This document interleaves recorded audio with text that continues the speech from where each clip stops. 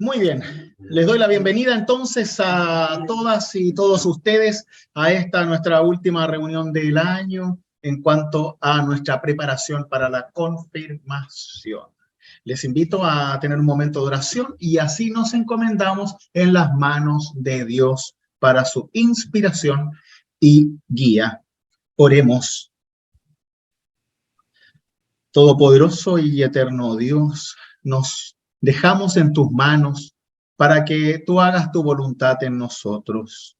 Te pedimos que seas tú quien guíe nuestro escuchar y nuestro hablar con la fuerza de tu Espíritu Santo. En nombre de Cristo Jesús, nuestro Señor. Amén.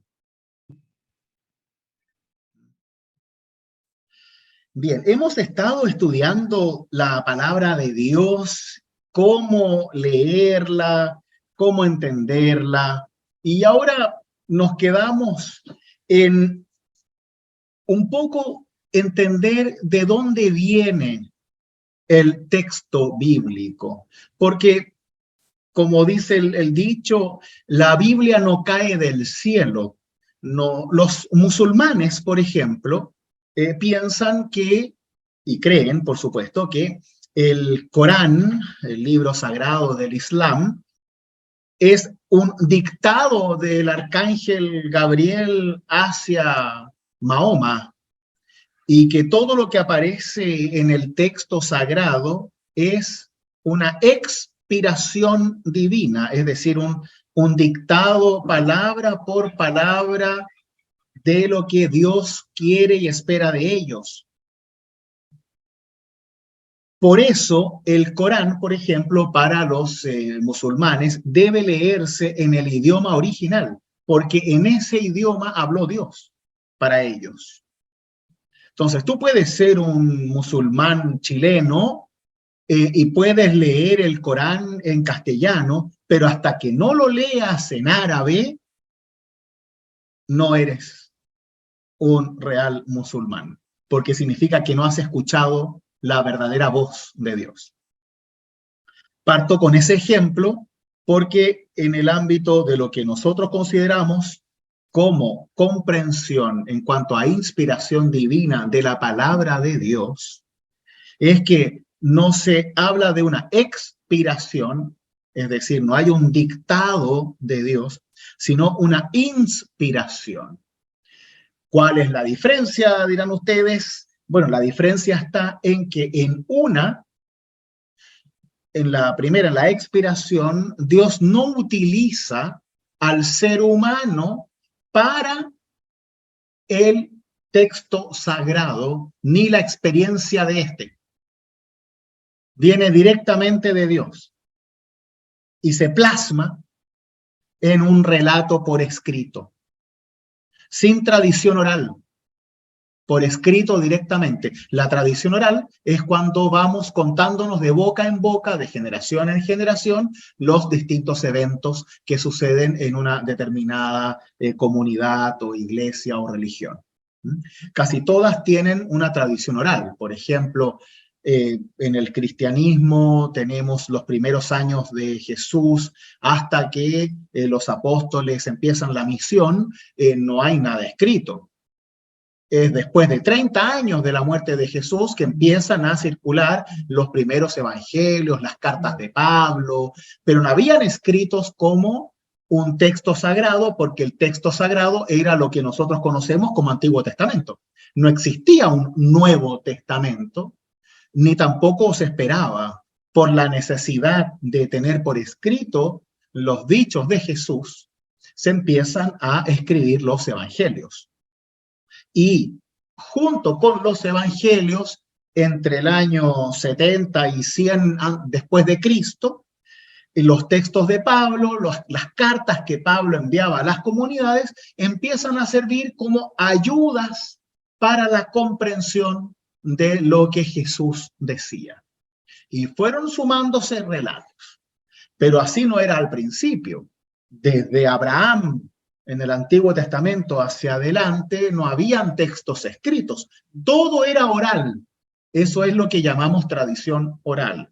El relato de Adán y Eva, el relato luego de Moisés y la salida de Egipto. Todo se habla de boca en boca, de padres a hijos, de hijos a nietos, de generación en generación, y se aprende de memoria.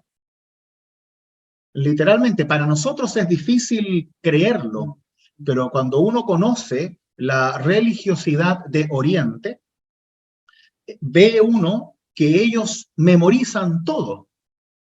De hecho, volviendo al ejemplo del Islam, los musulmanes cuando están en la mezquita y tienen que recitar el Corán, lo hacen de memoria, no lo leen. Y pueden recitarte capítulos y capítulos y capítulos de memoria. Los judíos también. En general, es muy común que se sepan los salmos de memoria, los escritos de memoria, y además que antiguamente se utilizaban canciones que contaban los relatos para que así sea más fácil memorizarlo. Por eso hay varios himnos dentro de los mismos textos en el Antiguo Testamento, que nosotros los leemos como poesía, pero que en general tienen rimas y los cantaban, que se nota solo en el hebreo, no en el español o en otro idioma.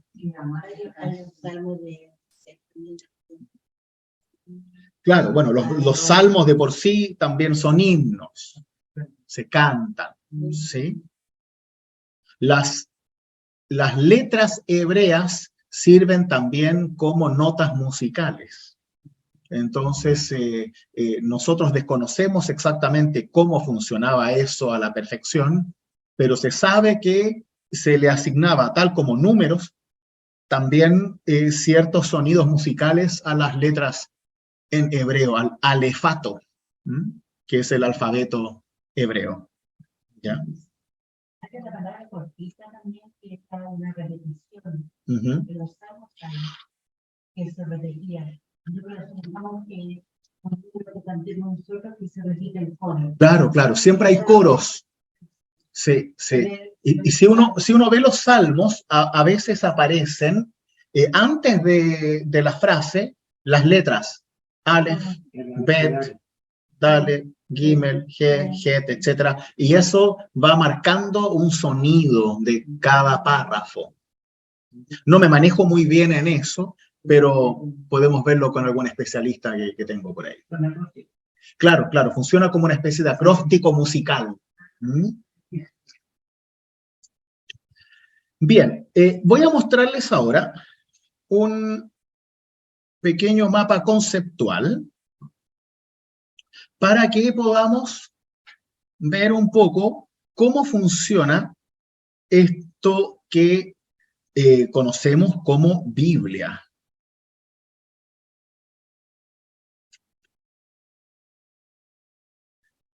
En cuanto a inspiración, es decir, que Dios comparte su voz, comparte su voluntad hacia nosotros, lo reconocemos como una revelación. Dios se revela a la humanidad. A través de Jesús. En un principio, a través de su propia voz. En el Antiguo Testamento, Dios le habla a Abraham, le habla a Isaac, le habla a Jacob, le habla en sueños a José, el último hijo, bueno, penúltimo de Jacob, de las 12 tribus, le habla después a Moisés, ¿sí? Y después le habla a los profetas, hasta que le habla a Jesús. Y al último que le habla es a Pablo. Cuando Jesús le pregunta, ¿por qué me persigues? Mientras Pablo iba camino a Damasco a perseguir cristianos. Y en ese momento Pablo tiene su conversión, porque el mismo Cristo le habla después de haber resucitado y ascendido al cielo. Esa es la revelación de Dios. Dios se revela. Cuando nosotros que somos mayores entendemos, por ejemplo, cómo se hacían antes las fotografías. Cuando uno veía el negativo de la fotografía, no se veía mucho, hasta que esa fotografía se revelaba y aparecía la luz, los colores, Claro, hay un desvelo de lo que Dios quiere mostrarnos. Y esa es la revelación de Dios.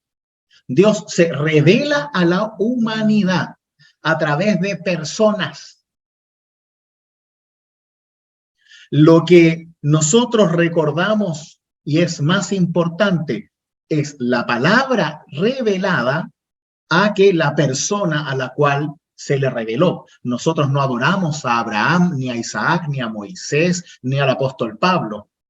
Lo que hacemos es creer en la palabra de Dios que ellos compartieron y nos dejaron. Esa revelación tiene una respuesta del ser humano al llamado de Dios. Parte con Abraham y luego seguirá con sus hijos, con los que se llaman patriarcas, para formar lo que es el pueblo de Dios llamado Israel, el pueblo de las naciones de Dios.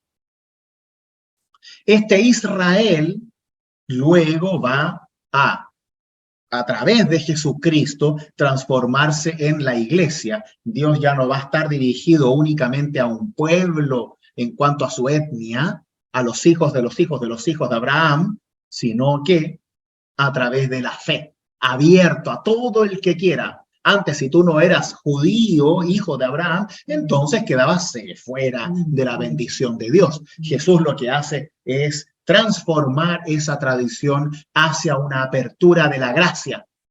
Así me recordaba hoy día Berta, ¿no? Hoy estamos en el tiempo de la gracia, ya no de los méritos, no del ser hijo de, no de tu apellido, sino de la gracia, del regalo amoroso de Dios.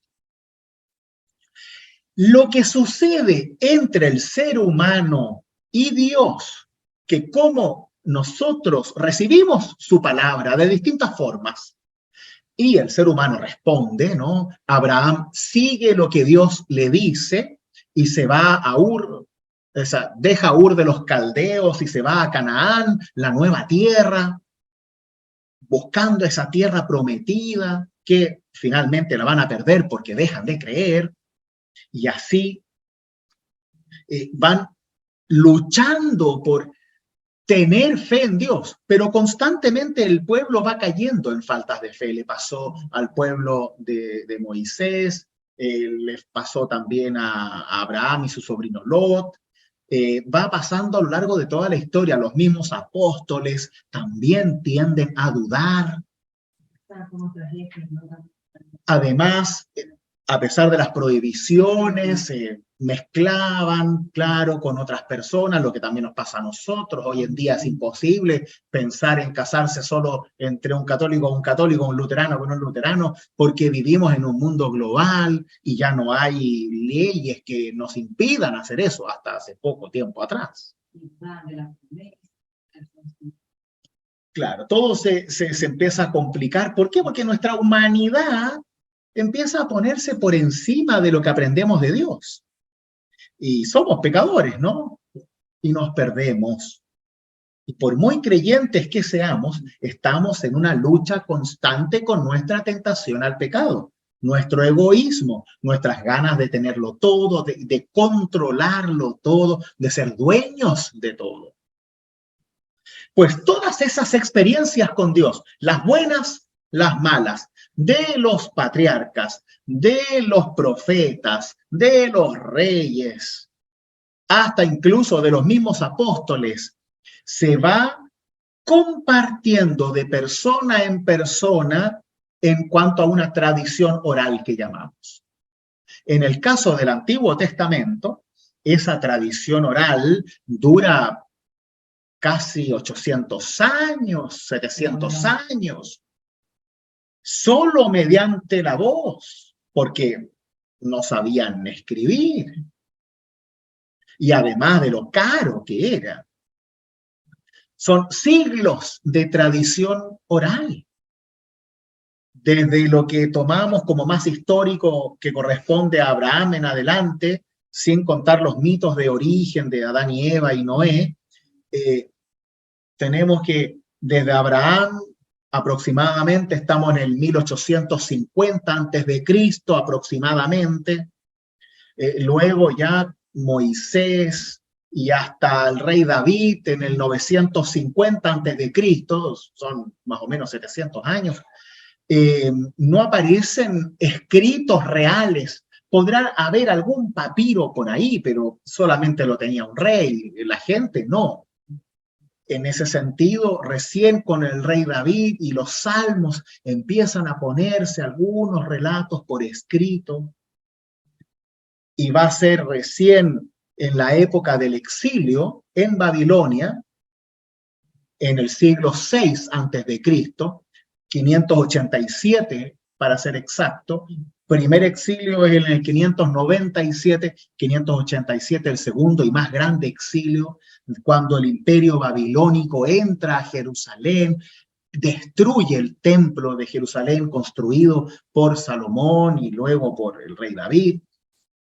O sea, perdón, antes David y luego Salomón lo vuelve realidad. Sus hijos ya se pelean y dejan todo hecho bolsa a nivel de sociedad religiosa.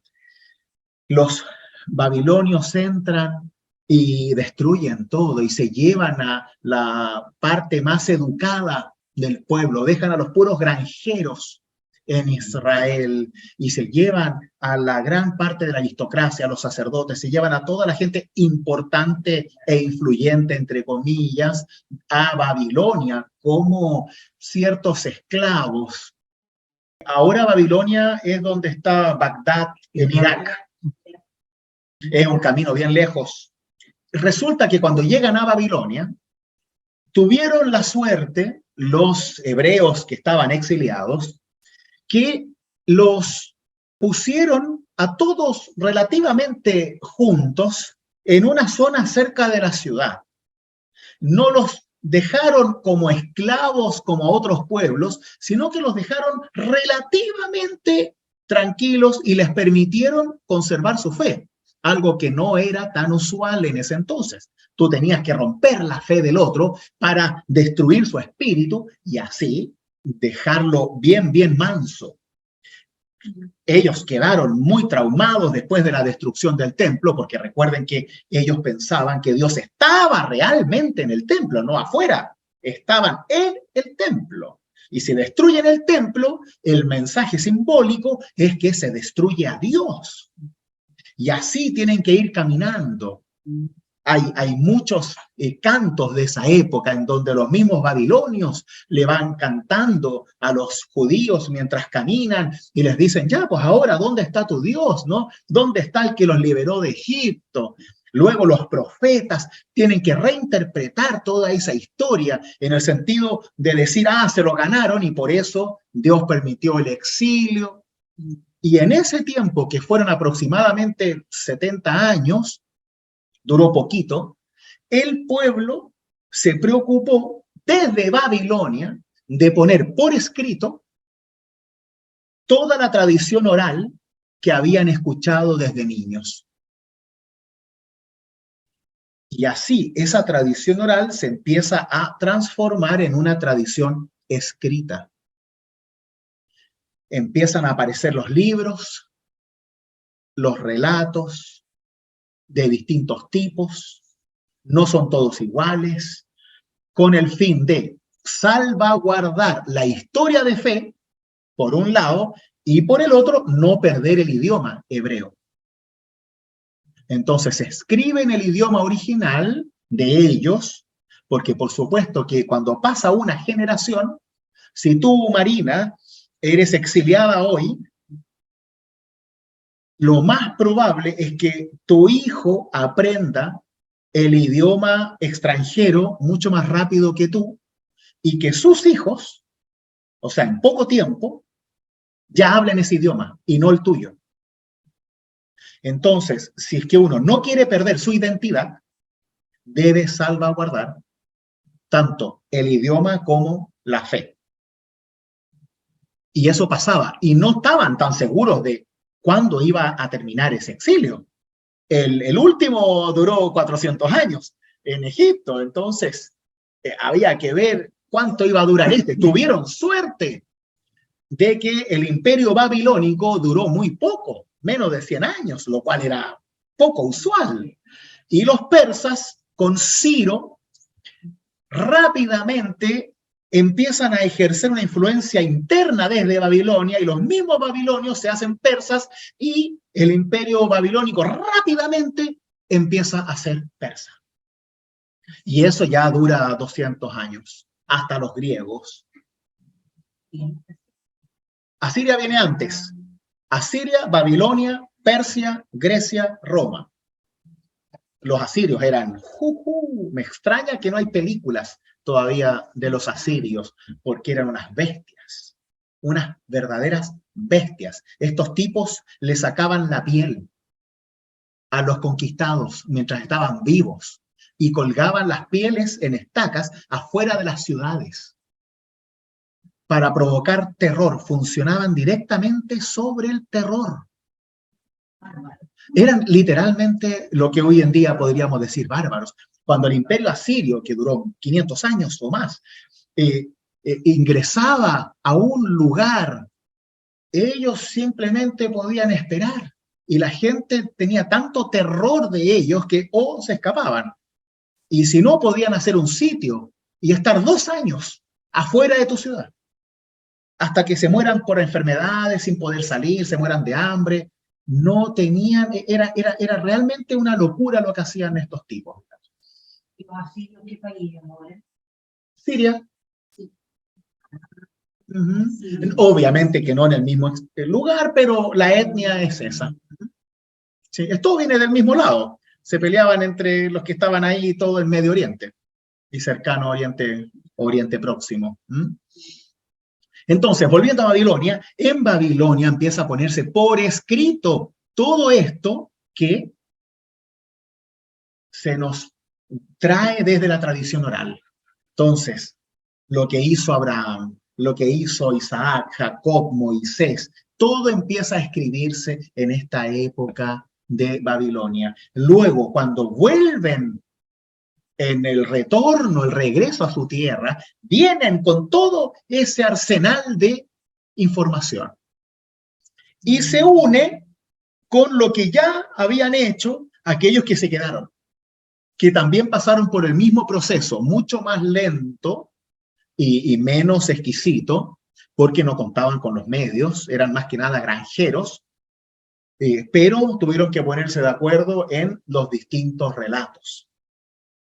Como es una tradición oral, siempre puede haber divergencias, y por eso vamos a tener, especialmente en el Antiguo Testamento, muchos relatos que están 2 veces, porque están contados desde 2 puntos de vista diferentes. Entonces tenemos el punto de vista desde los del norte y el punto de vista desde los del sur, de Jerusalén, desde la capital, y son relatos distintos. Tenemos los reyes y tenemos el libro de las crónicas, que cuentan la misma historia, pero desde puntos de vista diferentes. Lo mismo con los evangelios, como ya lo hemos hablado. Tenemos 4 evangelios, 3 de ellos son sinópticos, que se pueden poner en paralelo, Mateo, Marcos y Lucas, y nos dicen que Jesús dijo distintas cosas, que fue a un lado primero, en el otro dice otro lado, en uno nos dice que el primer milagro fue las bodas de Caná, en otro nos dice que el primer milagro fue sanar a un endemoniado. Claro, ¿por qué? Porque ninguno cuenta, y aquí llegamos a lo más importante, una historia como nosotros entendemos la historia, cronológica, gráfica y estudiada.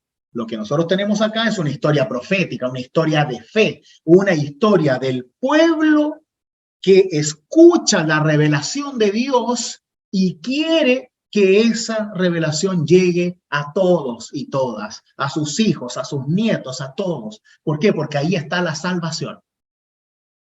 Entonces, por eso, gracias a Dios, tenemos un libro maravilloso como es la Biblia, que no está dictado por Dios, que no es en el sentido humano perfecto, historiográfico, que no tiene cronologías, que no tiene números perfectos, que no tiene fechas, que cuenta mal, que te dice había como 10.000 personas y tú qué vas a saber si había 10.000 personas. No creen todo eso y después uno dice que... Claro, porque no es lo importante. Lo importante es lo que conocemos como historia de salvación. Eso es lo que nosotros requerimos y necesitamos de Dios en el texto sagrado, la historia de salvación. No si Jesús se comió un pan o dos, si tuvo polola o no, si se casó o no, si tuvo hijos o no, porque no importa lo que hace la persona en sí misma, lo que importa es el mensaje de salvación. Y eso queda con nosotros. De ahí que esta tradición escrita, primero, empieza por rollos papiros que están aparte, cada uno por su lado. No crean que se juntaron las personas en un lugar y se pusieron a escribir todos ordenados y poniéndose de acuerdo. No, cada uno escribe lo que recuerda y lo deja ahí y lo comparte con otro, y después te llega un papiro con la misma historia que es diferente.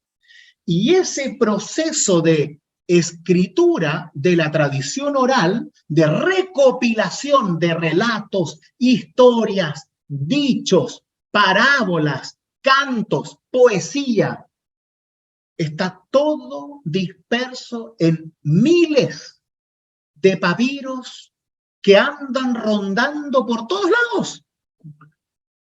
Claro. Y todavía se encuentran esos papiros de repente en la arqueología y todo, ¿no? Luego ese proceso pasa hacia una redacción, lo cual significa que ahí sí, cuando empiezan a haber textos que son conocidamente extraños y poco creíbles, se llama la atención y dice, ojo, cuando llega un texto que dice que Moisés volaba, ya podemos empezar a dudar de esto, como los textos que dice que Jesús, para entretenerse cuando era niño, mataba palomas y las resucitaba, ¿no? Ahí empezamos a sospechar que dentro de los textos que recuerdan la revelación de Dios, hay algunos que son más humanos que divinos. Entonces, ¿qué pasa? Empezamos un proceso de redacción en donde juntamos todo lo que hay y los unificamos. Entonces, la historia de Abraham queda en un escrito, la historia de Moisés en otro y así. Y luego eso pasa por un proceso de canonización. El canon, como lo hemos visto, es una palabra griega que significa regla, viene de canún, la regla o norma.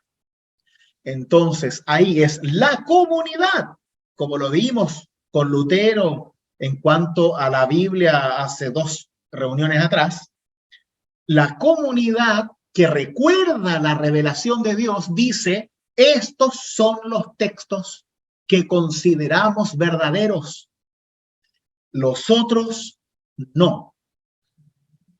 Y esos son los que se reconocen como libros apócrifos, que viene del griego apócrifo, escritos por debajo.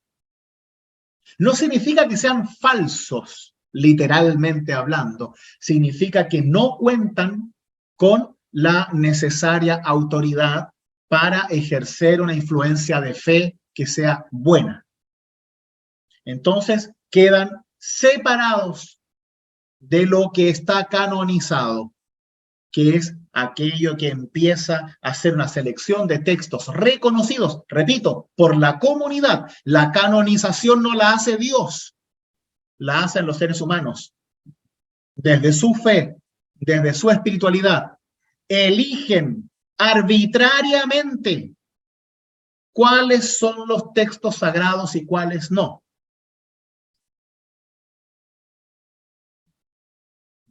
desde lo que Lutero llama la communion sanctorum, la comunidad de los santos, de los creyentes. Es la misma fe del creyente la que hace que podamos tener un texto sagrado. A diferencia del Corán, que viene del cielo, se dicta y queda plasmado y no hay ninguna letra o coma, y la traducción ya es algo casi prohibitivo, pero se acepta por necesidad para la misión solamente. En nuestro caso es al revés. Es desde la experiencia del ser humano con Dios que nace la necesidad de contar lo que Dios ha hecho en nosotros, desde Abraham en adelante, de contarlo de abuelos a hijos, a nietos y así por todas las generaciones, por siglos enteros, para que lo que nos quede en la mente y en el corazón sea la historia de salvación de Dios, no la de la humanidad.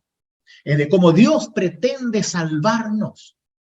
Y eso es lo que queda plasmado en el texto desde la experiencia de fe de un pueblo que camina con Dios, que se pelea con Dios, que se reconcilia con Dios, que es salvado por Dios, que no quiere ser salvado por Dios, que quiere seguir a otros dioses, que Dios sigue ahí, que Dios lo perdona, que se vuelven a caer, que dudan, que confían, que se pelean, se separan, hasta que Dios manda a su Hijo, para que ya no haya más duda, ni dependa de nosotros, sino del mismo Dios. ¿En qué año estamos hablando de esa canonización? ¿En qué siglo?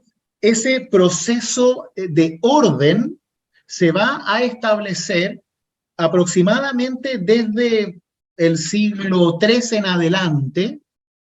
No se hace todos juntos como en un salón, sino que en realidad se va haciendo por necesidad. Y las distintas escuelas van reuniendo los relatos para que así no se pierda la tradición escrita. Porque en el 333, junto con Alejandro Magno, el imperio griego entra en Palestina, Canaán, y conquista toda la zona. El imperio griego es un imperio helénico, se le dice, porque trae una cultura helenista. Y esa cultura era tan exquisita, tan atractiva, con deportes, con desnudos, canciones, la filosofía, claro, que el pueblo de Israel sufre muchísimo, muchísimo la impronta religiosa politeísta de los griegos.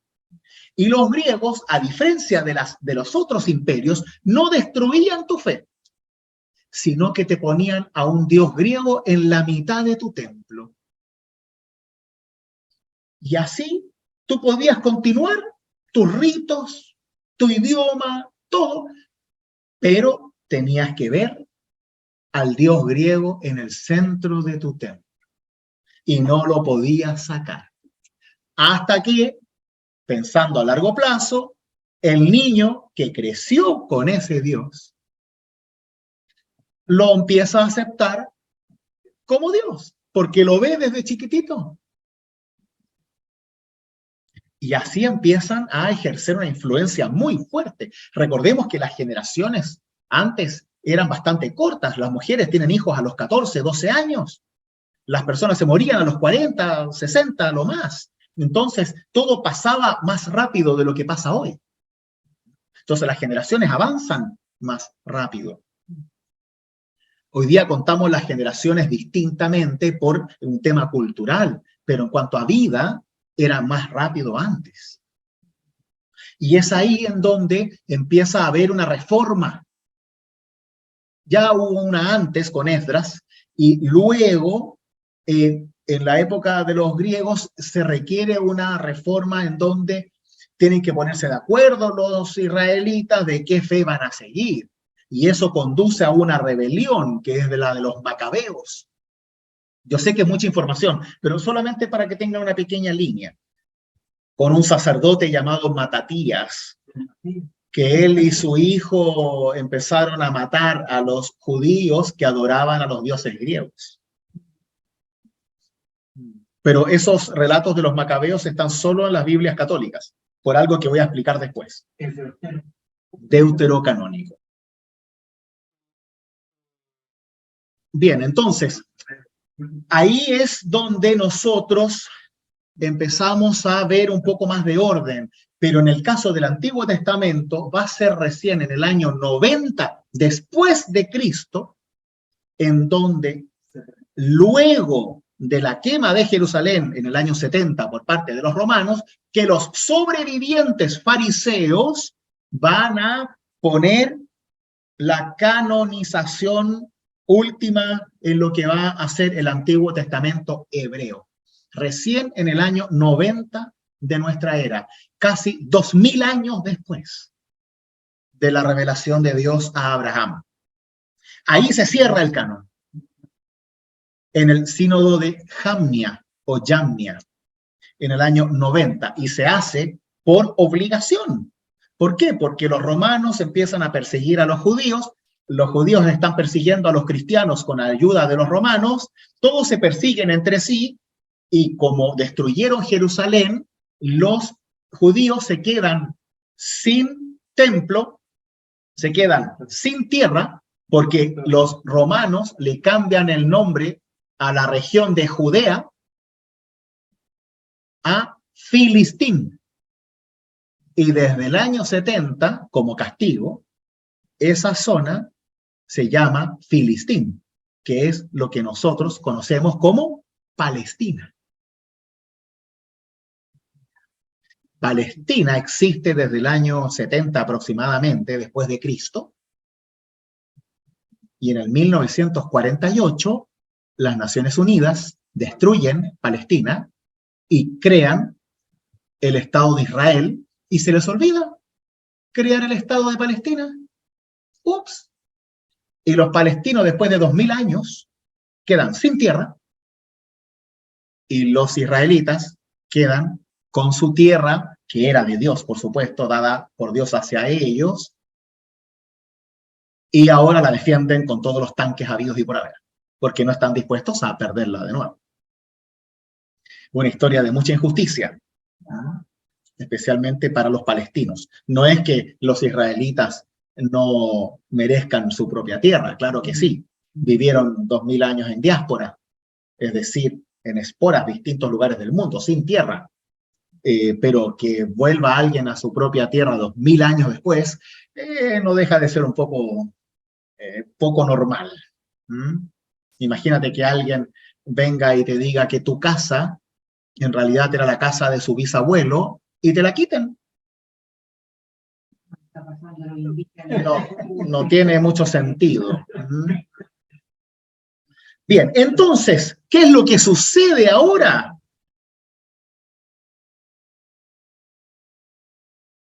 Los hebreos, pueblo de Israel, con la venida del Imperio griego en el 333 con Alejandro Magno, tienen un exilio grande. Muchos se fueron y se fueron a Egipto. Y en Egipto hablaban griego, no hebreo. Y resulta que después de 2 generaciones viviendo en Egipto, ellos ya empezaron a vivir en libertad en Egipto, empiezan a creer en griego, hablar en griego y vivir su tradición israelita, religiosa, judía en griego. Así que la leyenda dice que se reúnen en 70 días, 70 sabios para traducir lo que tenían del texto hebreo, de la tradición escrita, al griego. Y ahí se forma lo que se llama la Biblia del Antiguo Testamento, Septuaginta. significa la Biblia de los 70, porque la leyenda dice que lo hacen 70 sabios en 72 días. ¿Sí? Entonces quedó con ese nombre solamente, que es la Biblia de los 70 o Septuaginta. Esa Biblia es el Antiguo Testamento en griego. El original está escrito en hebreo. El problema es que esta Septuaginta se escribió antes que lo que nosotros conocemos como Antiguo Testamento hebreo. Pero no es original porque no es en hebreo, es una traducción. Y hay un famoso dicho italiano que dice, traduttore traditore. El que traduce traiciona. Porque es imposible traducir un texto a otro idioma, que en realidad es a otra cultura, y que quede con el mismo sentido y significado. Porque hay símbolos, analogías, cultura que está en el texto, que al traducirla no se entiende. El mejor ejemplo para esto es si es que yo te escribo una carta hoy y estamos tomando una decisión y yo te digo, mira, Alex, dejémonos de rodeos y vayamos al grano. Esta es la solución. Perfecto. 100 años más. Este texto que yo le escribo en español al Alex, lo lee un misionero en Japón. Y el japonés, traducido en japonés, supongamos que es un texto sagrado lo que yo le escribí a Alex, va a leer que en mi texto sagrado le puse, dejémonos de rodeos y vayamos al grano. ¿Lo va a entender? O sea, ¿conoce el rodeo? Vayamos al grano. Entonces, quizás el pastor de Viña del Mar se dedicaba a la agricultura. ¿Ah? O hacían algún ritual con los granos. Tienen que inventar porque no lo saben. Y eso pasa con todos los textos. El problema entonces es, sí, Karen. No sé, se me ocurre que también eso puede haber pasado en el proceso de canonización, porque a fin de cuentas las personas que estaban ahí decidiendo que sí, que no, eran humanos y tenían sus puntos de vista, ¿no? Por supuesto. Exacto. Entonces, como que ahí empieza una distorsión de todo. No distorsión. Lo que hay son diferentes experiencias de fe. Correcto. Porque Exacto. si tú hablas de distorsión, estás automáticamente hablando peyorativamente del proceso de canonización, que es lo que muchos esperan. Porque aquí, en este momento, es donde la gente se pone de pie, se va de la iglesia y dice que todo esto es mentira. ¿Por qué? Porque humanos se pusieron de acuerdo para escribir el texto bíblico y dejaron lo más importante afuera, y justo los textos más importantes que cuentan la verdad los tiene el Vaticano escondidos en el pozo más profundo, abajo de la silla del Papa. Y ahí hacen películas y todo eso. Se me ocurre lo mismo que pasó en 1530, cuando Lutero y todo el mundo agarró para su lado y se dividieron, esto para acá, esto para allá, porque yo no creo en esto, yo creo en esto, yo creo en lo otro. Algo así también. Es distinto porque cuando Lutero hace la reforma junto con los otros reformadores, se pelean precisamente por la interpretación de un texto que ya existe, que es la Biblia, y por la interpretación libre de ese texto y no mediada por el Papa.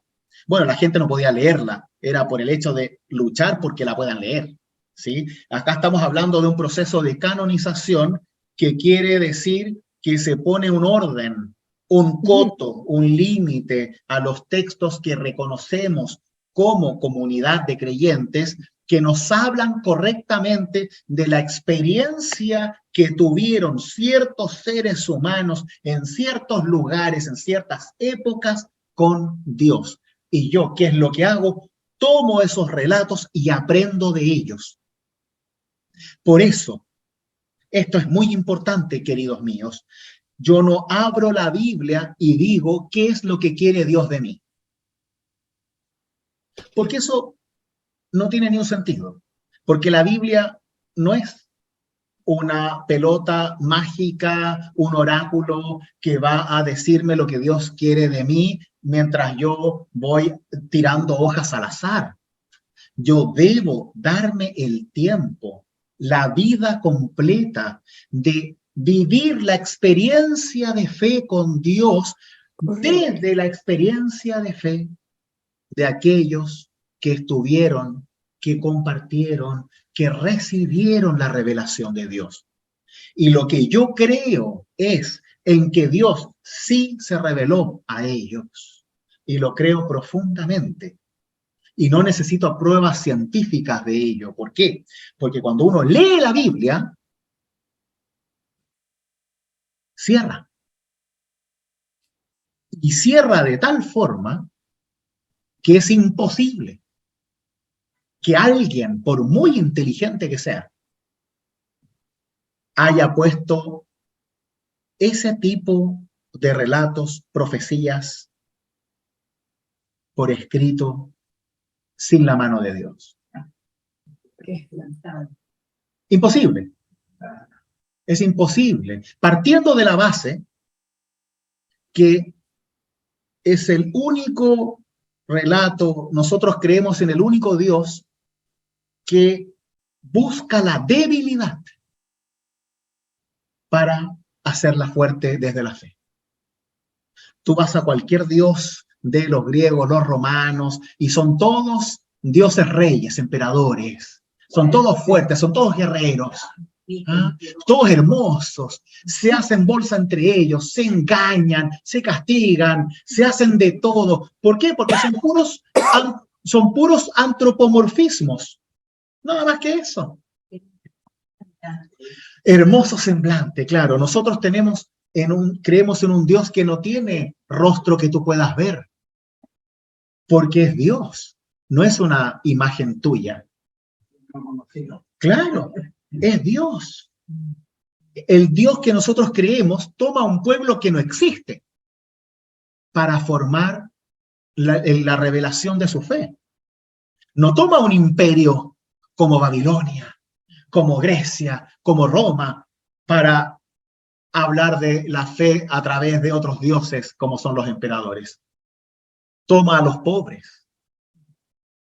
Dios manda a su Hijo para que podamos sentir empatía con Él y no para que nos corten la cabeza como es lo que todos querían, que es para lo que los dioses sirvan, ¿no? Para que haga justicia por mí. O sea, cuando uno realmente lee y comparte el relato bíblico, es cuando realmente uno empieza a creer de verdad, porque no cree en la palabrita ni en la coma, sino que cree en la historia de salvación. Y esa es la forma en que entendemos también muchos de los relatos bíblicos que son diferentes a lo que nosotros somos hoy, que nos hablan también de un Dios a veces que es en extremo extraño, injusto, violento, asesino, porque lo que nosotros vemos plasmado en la Biblia es una experiencia de fe, no un dictado de Dios. Y nosotros entendemos esa experiencia de fe desde lo que sabemos de Dios. Por eso podemos tener mujeres en la iglesia, como lo hemos ya hablado muchas veces con el famoso texto de Pablo, que las mujeres se queden calladas en la iglesia. Porque entendemos que esas experiencias de fe, que son diferentes a lo que nosotros consideramos justo, nos hablan de algo que aún debemos comprender. Y no es llegar y decir, ah, mira, como yo podía vender a mi hija por unos camellos, yo lo hago ahora en el 2021 porque así lo dice la palabra de Dios. Porque eso no tiene nada que ver con la historia de salvación, con la búsqueda de Dios. salvándonos a nosotros, para que creamos para bien. Así que queda este texto escrito, canonizado, llamado Septuaginta, cerca del año 150 antes de Cristo, en Alejandría, Egipto.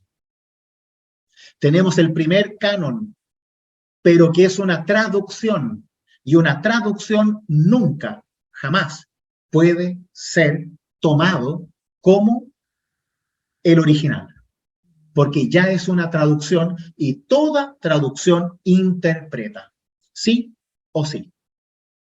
Es cosa de comparar las distintas Biblias en castellano que tenemos en un solo versículo y vamos a encontrar distintos tipos de cosas.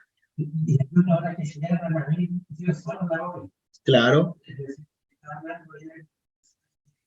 Sí. Bueno, y muchas Biblias hoy en día, para hacer el lenguaje más cercano, incluso eliminan versículos enteros. Y palabras, claro.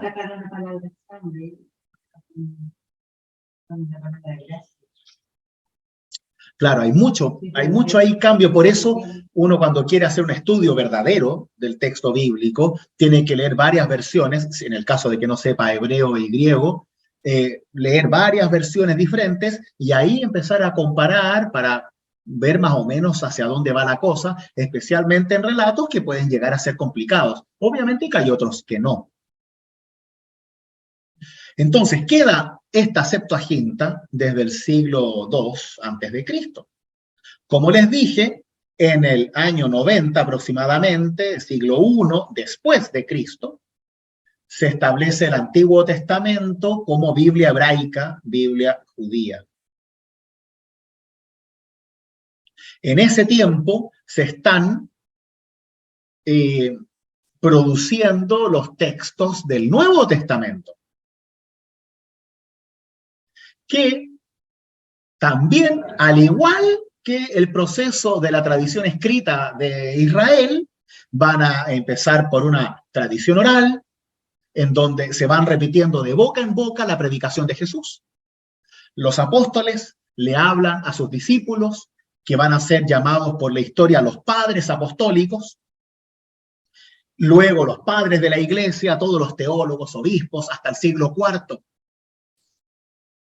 Y ahí quedan como papiros sueltos, textos sueltos, pedazos de evangelio volando por ahí, hasta que empiezan a ser necesario el hecho de juntar, ordenar y excluir aquellos que claramente no eran una forma autorizada, claro, para hablar de lo que era Jesús, por ejemplo, ¿no? Como el Evangelio de Judas, que nos presenta a un Judas íntimo amigo de Jesús, pero que está en una constante lucha entre el bien y el mal, la oscuridad y la luz, y más encima viene con una problemática planetaria extraterrestre.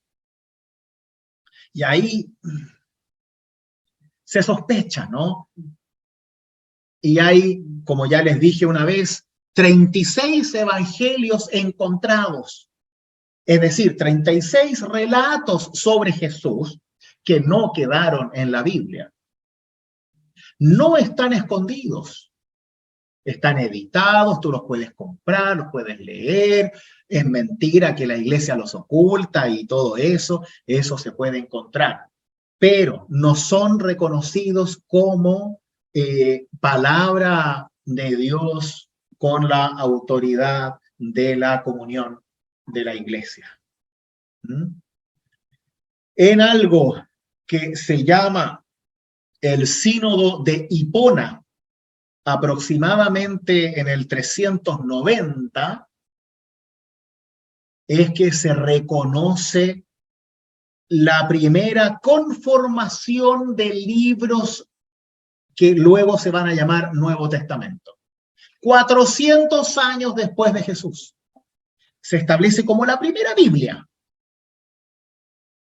Antes eran puros libros separados, experiencias de fe compartidas. es que justo en el año 200 y hacia adelante empiezan a aparecer los escritos más peligrosos, en los evangelios más perdidos, y mientras más lejos, más inventan.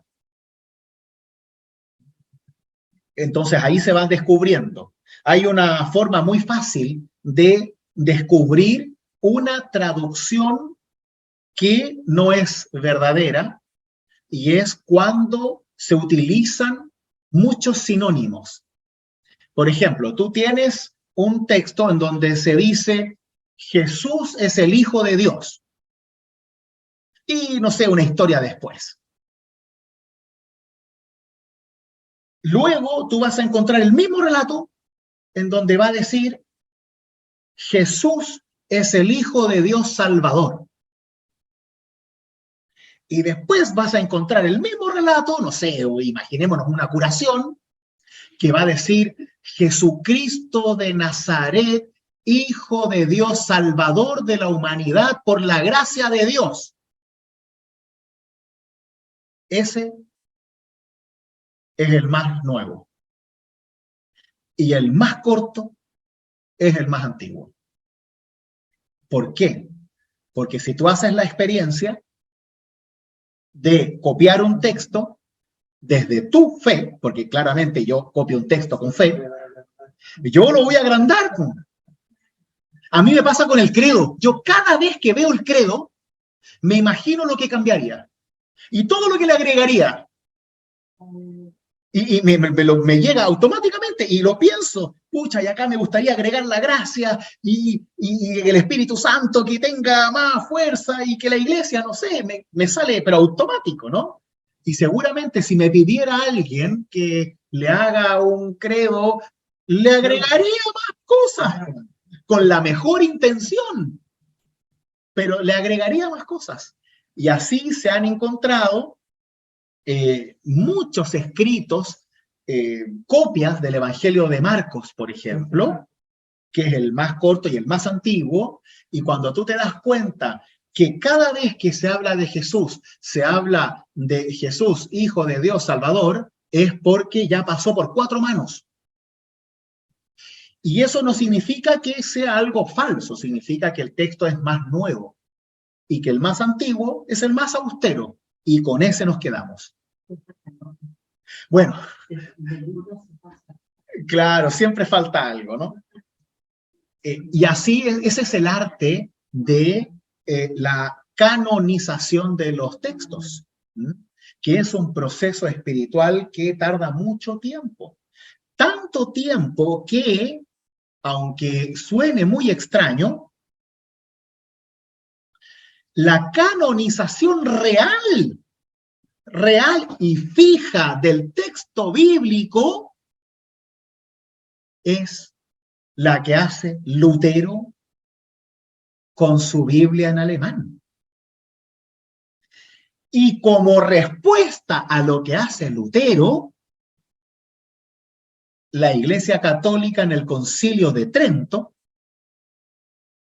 forja el canon que será lo que va a guiar la Iglesia Católica de aquí en más. ¿Cuál es la diferencia? ¿En qué? Como aparece acá, muy simple. ¿Qué hace Lutero? Dice, ¿quiénes son los que saben del Antiguo Testamento? Los hebreos, o los judíos. Entonces, ¿qué hace él? Pesca la Biblia judía, la Biblia hebraica que se llama, o Biblia hebrea, las que había en el monasterio, y empieza a trabajar el Antiguo Testamento en hebreo. Y el Nuevo Testamento en griego, que es lo que se tenía. Y así traduce su Biblia desde el original hebreo y el original griego, sin traducciones. Ya existían algunas traducciones no oficiales en inglés, y algunos pasajes también en español, pero muy poco y prohibido, así que todo oculto, ¿no?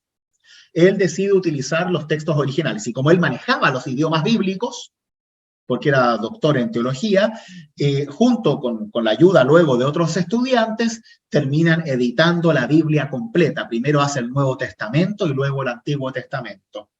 De manera muy interesante, como les contaba la otra vez, Lutero quiso sacar libros de la Biblia porque encontraba que no hablaban suficientemente bien de la gracia de Dios y hablaban mucho de las obras y poco de la fe, pero gracias a Dios primó la cordura y no se lo permitieron y él agachó la cabeza y desde el mismo instante se forjó con la traducción de la primera Biblia en alemán un grupo de revisores de la traducción que existe hasta el día de hoy. Y lo que se llama la Lutherbibel, o la Biblia de Lutero en alemán, es una Biblia que existe desde el 1500 y tanto hasta el día de hoy y se sigue perfeccionando todos los años. Y se elige a los mejores eruditos, católicos y luteranos, calvinistas, lo que sea, los mejores eruditos para mejorar constantemente esa Biblia y que siempre sea de la comunión, nunca una persona sola. Lutero lo tradujo solo, pero la Biblia final la hicieron en grupo entre los profesores de la universidad. Y fue desde el mismo instante constantemente corregida para que sea lo más veraz posible la traducción al alemán. Y hasta el día de hoy se reconoce la Biblia de Lutero como una de las mejores traducciones, especialmente del Antiguo Testamento.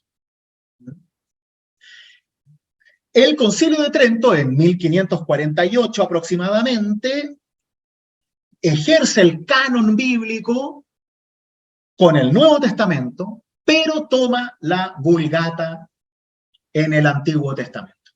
No toma la Biblia hebraica, sino que toma la traducción griega. ¿Por qué? Porque el griego era el idioma de la filosofía. Claro, toma la Biblia de los 70 porque era como muy cómoda para ellos y era la que tenía autoridad para la Iglesia Católica y es la que había utilizado siempre. Además que la primera versión de la Biblia es la que traduce San Jerónimo en el siglo IV, que es la conocida Vulgata. Esa Vulgata es la Biblia del vulgo, del pueblo, se traduce al latín. Y Jerónimo, como no tenía la Biblia hebraica, utilizó la Septuaginta, que es la que se tenía en griego. Entonces, utilizó el griego del Antiguo Testamento, el griego del Nuevo, e hizo la primera traducción bíblica llamada Vulgata en el siglo IV. Y la Iglesia utilizó la Vulgata como la Biblia oficial desde ese entonces hasta hace muy poco tiempo atrás. Muy poco tiempo atrás. Recuerden algunas de ustedes, bueno, no sé si son tan viejas, pero la misa se hacía en latín. Y la Biblia se leía en latín. Hasta hace poco tiempo atrás. La Biblia oficial es la Vulgata, que toma el griego del Antiguo y el oficial griego del Nuevo Testamento. Y ahí se va a forjar un problema, y es que la Septuaginta, la Biblia del Antiguo Testamento en griego, tiene 7 libros más que el original hebreo. Porque tenían más relatos ahí, que no fueron tomados en cuenta por la canonización de los fariseos en Jamnia. Y además que tiene algunos relatos que son diferentes a la Biblia hebraica. En ámbitos generales es muy parecido. Pero hay algunas cosas que son diferentes. Y la Biblia católica, como se llama, siguió el lado griego hasta el día de hoy. Recién, hace unos 20 años atrás, los católicos aceptaron empezar a utilizar sus nuevas traducciones con la Biblia hebraica. 20, 30 años atrás. No, 50 años atrás. Desde la Reforma, que existe la Biblia protestante, o evangélica y la Biblia católica romana. En el Nuevo Testamento es lo mismo, en el Antiguo Testamento tiene 7 libros más, porque aunque traducen del hebreo, como el Concilio de Trento puso que eran los libros que estaban en la Septuaginta, eso va a seguir para siempre ahí.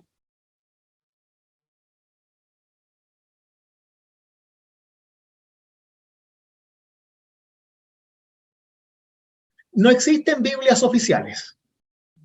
Y eso es algo que debemos entender. ¿Ya? Hay versiones y versiones. Miren, todo lo que nosotros tenemos son traducciones. Por ejemplo, esto es una Biblia en griego. Si ven, tiene texto arriba y todo esto que está abajo son notas al pie de todos los distintos papiros que son diferentes a lo que ahí aparece. El mismo ejemplo que yo les dije, en donde se decía que Jesús era Salvador, Hijo de Dios de Nazaret, etcétera, etcétera, todo aparece en esta nota crítica. Entonces, tenemos un texto original, que es el que está acá arriba, y acá abajo lo que se llama aparato crítico, en donde todos los papiros, pedazos, escritos, piedras, todo lo que se haya encontrado hasta el día de hoy que hable sobre algún texto bíblico, está ahí. Y lo que hay arriba es el texto que tiene consenso universal. Todos utilizamos ese consenso universal.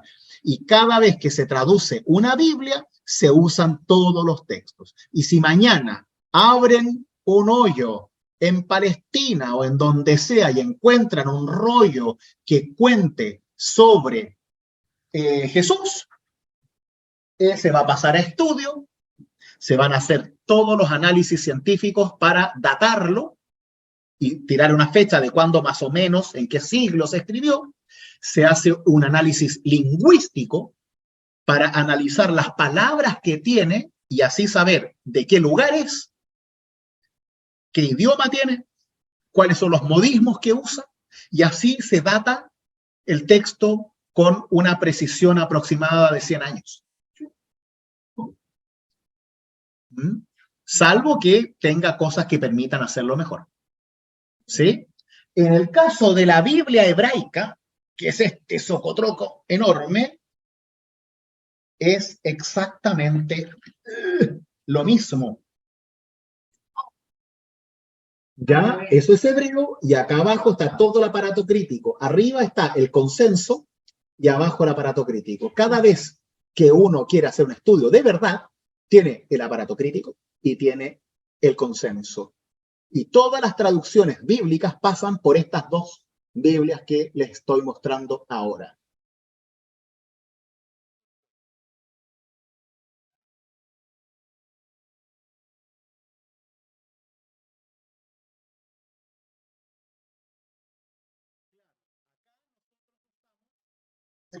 Usamos la Biblia, el libro del pueblo de Dios, que es la Biblia que a mí me gusta mucho. ¿Por qué? Porque yo que tuve hebreo y griego y hago mis propias traducciones, encuentro que es la mejor traducción castellana que existe.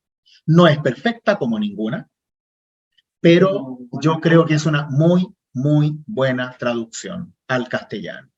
Es una Biblia católica y la encuentro fantástica, fantástica. Y además que el idioma, las palabras que utiliza, las notas que tiene, que ayudan muchísimo a comprender el texto. Pero miren, todo esto que les muestro hoy, tiene que ver con un proceso de fe que es muy importante que tengamos. Porque nosotros creemos en Dios, recibimos a Cristo, y la Biblia debemos siempre entenderla como una experiencia de fe en donde la revelación de Dios llega a nosotros. pero no adoramos la Biblia como a un Dios. La Biblia nos muestra a Dios. Y como lo veíamos antes, lo que debemos encontrar y buscar siempre en la Biblia es el Evangelio. Debemos encontrar la salvación, debemos encontrar a Cristo. Y para eso, la Biblia es infalible. En cuanto a mostrarnos a Cristo, en cuanto a mostrarnos el camino de salvación, en cuanto a mostrarnos el amor de Dios, la Biblia es infalible e irreemplazable. Para datos históricos, cronologías, leyes, tradiciones o lo que sea. La Biblia no es autoridad. Si hacemos la Biblia autoridad de la ley humana, vamos a matar personas. Si hacemos a la Biblia la autoridad de la revelación de Dios y su salvación por gracia, por medio de Cristo Jesús a todos nosotros, entonces vamos a salvar personas. Una cosa es el contexto en la cual las experiencias bíblicas se dieron y otra es la salvación que ese texto quiere compartir con nosotros. Por eso la Biblia, como decía un amigo teólogo, el verdadero teólogo lee la Biblia en una mano y el diario en la otra. Siempre leemos el texto bíblico entendiendo el lugar en donde estamos, entendiendo que Moisés no pensó en mí cuando cruzó el Mar Rojo. Pablo no me habla a mí, le habla a los de Corinto, le habla a los Gálatas, le habla a los romanos, no me está escribiendo a mí. Yo debo entender primero lo que Pablo quiere con su comunidad antes de ver lo que yo entiendo de eso. Entiendo la experiencia del pueblo de Israel desde su dolor, desde sus tradiciones, desde su fe, y luego entiendo lo que eso significa para mí. Entonces, si es que en la experiencia de fe del pueblo de Israel, en donde están buscando y tratando de encontrar la tierra prometida y vivir ahí y ser felices para siempre, entienden que Dios los manda a matar a todos los siquemitas y circuncidarlos antes, yo debo entender primero qué es lo que la fe mueve en ese pueblo para promover un Dios de ese calibre y con qué mensaje me quedo yo en ese respecto. Para que yo no simplemente pesque, mira, Dios le gusta masacrar pueblos enteros, entonces yo también puedo hacerlo. Eso no es buena noticia. Eso no es historia de salvación. Eso es leer mal. Porque ahí no hay salvación. Ahí hay experiencias de fe en donde ellos interpretan que los otros merecen o tal cual o no lo merecen. Y así los mismos profetas van a decir, por un lado, por ejemplo, que merecían el pueblo de Israel que les quemaran el templo e irse al exilio. Y otros profetas van a decir, no, son víctimas de la maldad humana. Y va a depender de la experiencia de fe. Por eso, cuando uno lee la Biblia, debe leerla no con magia. No es un oráculo. No es la bola de la divina. La leemos como una experiencia de fe rica, de milenios de experiencia de fe con Dios. Y yo lo que soy es que me hago parte de esa experiencia de fe y la leo con devoción para nutrirme de esa experiencia de fe y así encontrar mi propia experiencia de fe unido a todos los creyentes, buenos o malos, pecadores, igual que uno. a lo largo de toda la historia. Y en eso la Biblia es infalible. En lo demás no es su objetivo. Recuerden siempre las palabras finales del Evangelio de Juan, que dice: Jesús hizo muchas otras cosas que no están escritas. ¿Por qué? Porque las que están sirven para que ustedes crean. Y el objetivo de la Biblia es que creamos en Cristo para que tengamos vida eterna, no para que controlemos, condenemos ni castiguemos las vidas de los demás, que es lo que muchos hacen con el texto bíblico. ¿Mm? Ahora, ¿qué tiene que ver esto con el proceso de canonización que vimos hoy? Y es que debemos entender que es una experiencia de fe y no un libro que cae del cielo, dictado por Dios, sino que tiene mano humana. Es experiencia de fe, inspiración divina, escrita por seres humanos. Y los seres humanos nos equivocamos. Somos humanos.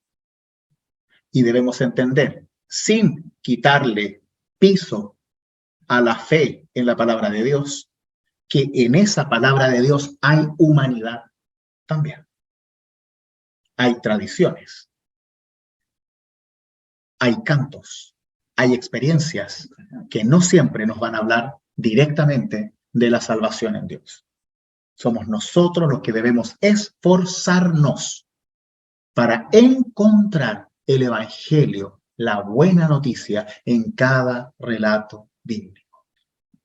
Pero entendemos que los que vivieron esos relatos son seres humanos. Y si leemos la Biblia, vamos a encontrar que esos seres humanos son humanos y que la Biblia nos relata esa humanidad desde la salvación en Dios. Por ejemplo, Abraham recibe la revelación de Dios. No cree, o sea, le cuesta creer, por supuesto, pero va igual hacia Canaán, pero Dios le dice que va a tener un hijo y no pasa nada. Al final termina encamándose con la esclava, que era algo que se usaba en ese entonces. Resulta que tiene el hijo con la esclava, que se llamaba Agar, y tiene a su hijo Ismael. Y el Ismael, de pronto, se torna persona no grata, porque la Agar se pelea con la Sarai, porque la Sarai se pone celosa, y ella, la otra, se pone orgullosa, porque es la esclava que tiene el hijo del Señor, aunque en realidad ella no tiene hijo porque el dueño es el Señor, porque es una esclava, pero se cree señora. Al final, la Sarai termina echándola con su hijo a la calle. Bien, ¿dónde está el Evangelio ahí? No hay. Es pura injusticia. Pura injusticia. Y tenemos que seguir leyendo. Resulta que Dios cumple su promesa en la vejez de Abraham y Sarai y terminan teniendo a Isaac. El problema es que a los tontos les faltó paciencia y no confiaron en Dios. Entonces apuraron el proceso con la esclava. Y de hecho fue idea de Sarai, que después no le gustó. Sí, pues si la Sarai le dice no, toma mi esclava para que tengas el hijo nomás, y al otro le quedó gustando. Sí, y a la Sarai, a la esclava también. Nace Isaac, que es el hijo. Y ahí se cumple la promesa de Dios y somos todos felices. Ahí está la buena noticia. Pero pasaron injusticias en ese proceso. Hacia personas, hacia seres humanos, que fueron tratados como personas de segundo orden, desde la fe y la cultura. Pero ¿qué pasa después? Isaac se casa con Rebeca, ¿no? ¿Sí? Ya después tienen a los dos hijos, ya Esaú y Jacob, y había que traspasar la bendición, ¿Y qué es lo que hace Rebeca? Engaña vilmente a Isaac, ya viejo, medio estúpido parece, porque no se da cuenta que en vez del brazo velludo de Esaú, está tocando la piel de un oso, digamos. Era medio tontito parece, o le gustaba que lo engañaran. Y la Rebeca maquina un plan maquiavélico para que la bendición se traspasara a Jacob y no a Esaú, que era el mayor. Y más encima, el Esaú, en otro plan maquiavélico, le vende su primogenitura, el hecho de quedarse con todo por ser el mayor, que era ley, por un plato de porotos o lentejas, porque tenía hambre. Claro, bueno, un guiso. Y al pobre de Esaú, o era el ser más estúpido del mundo, o realmente lo engañaron así, pero mortal. Y esa es nuestra historia de fe. ¿Ah? Y resulta que Isaac termina dándole la bendición a Jacob desde un engaño.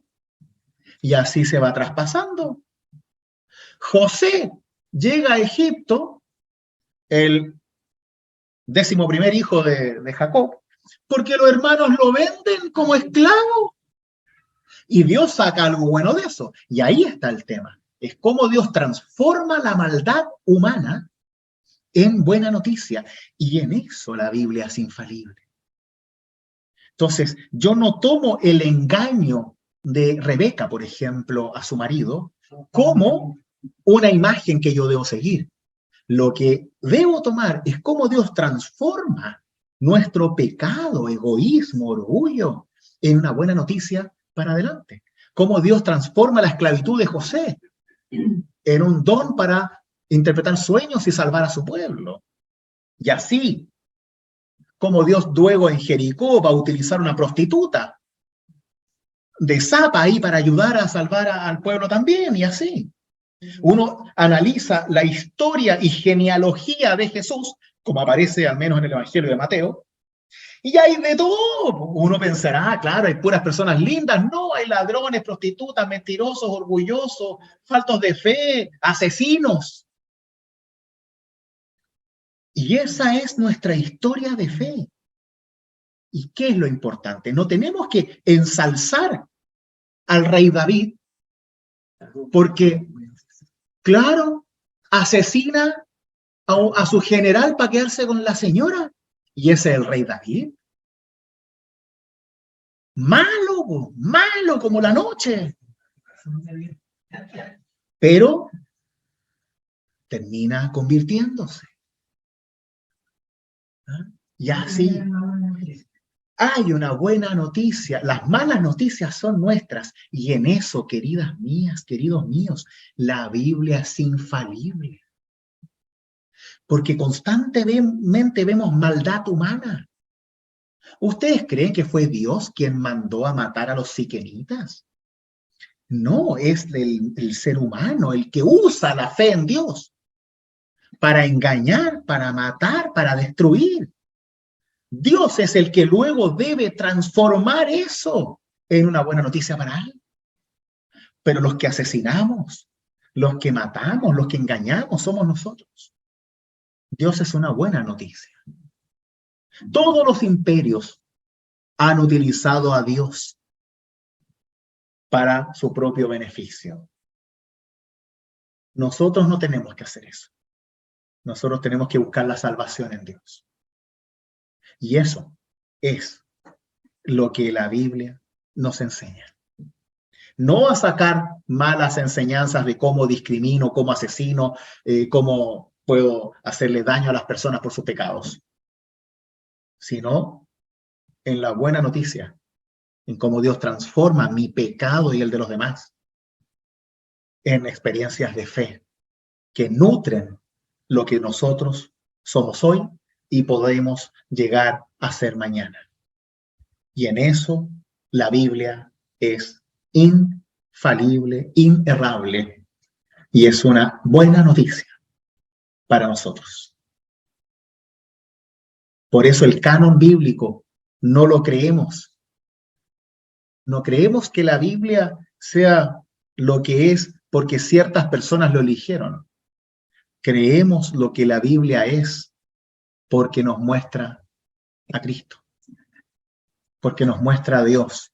Y creemos que con lo que ahí hay, basta. Podemos leer otras cosas, no tenemos prohibición, pero con eso basta para conocer a Cristo, conocer la vida eterna y poder servir a Dios con fe todos los días de nuestra vida. Por eso es importante saber esto. Para que no endiosemos el texto bíblico, sino nos quedemos con Dios desde el texto bíblico.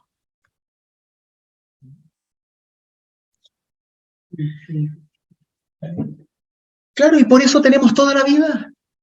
No tenés que saberlo ahora. No, tenemos que disfrutarlo, vivirlo, compartirlo e ir leyendo, y cuando uno no entiende, pregunta. Pero es muy fácil decir y cómodo que Dios mata a Sodoma y Gomorra porque eran pedófilos. ¿Eso es lo que hace Dios realmente? Porque si fuese así, ¿quién va a quedar vivo? Ah, no, es que eso lo hacía antes nomás. No, pues eso es cómodo.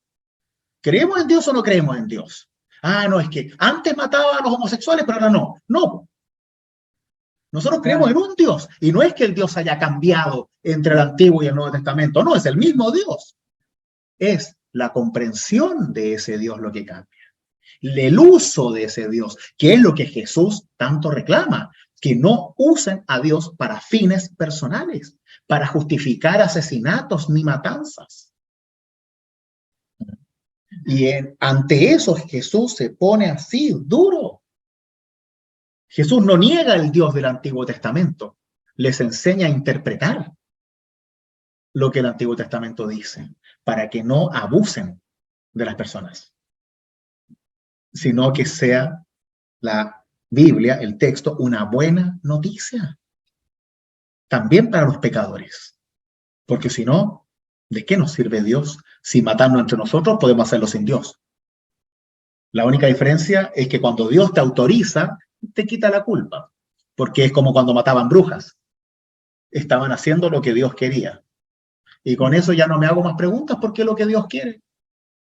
O cuando obligan a la gente a casarse y cosas por el estilo, pero ¿qué es lo que Dios quiere? No, pues si Dios no quiere eso. Dios quiere que tú creas en Cristo y seas salva y seas feliz y tengas vida eterna.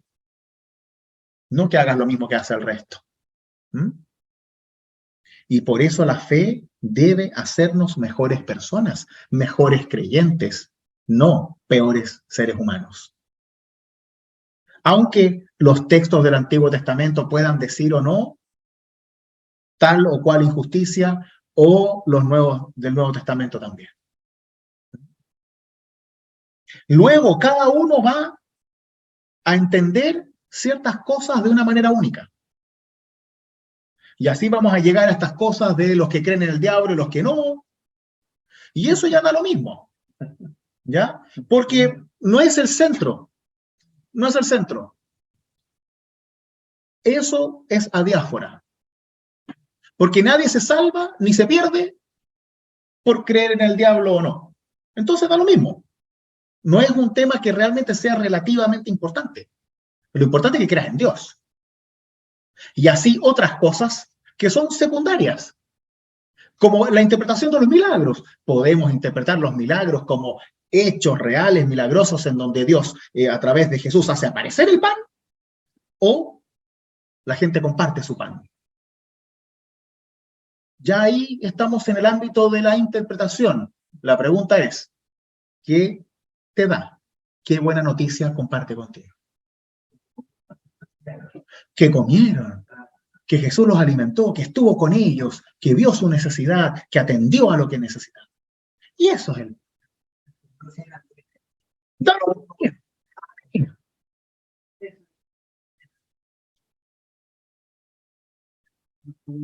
Claro. Y algunos podrán creer en una cosa más que en otra. Y está bien. Mientras nunca te alejes de Cristo, ni te aferres en otra cosa que no sea Cristo, podemos tener límites de diferencias de opinión y está bien, porque no podemos creer todos lo mismo. Eso sería imposible. Sería una dictadura del pensamiento.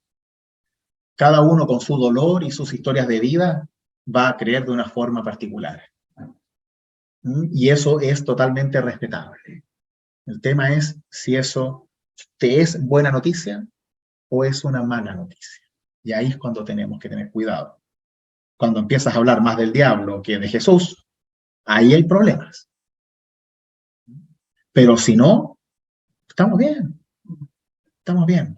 Y nos vamos poniendo de acuerdo mientras vamos leyendo, escuchando, predicando, compartiendo, corrigiéndonos de todo lo que hacemos alrededor de la palabra de Dios.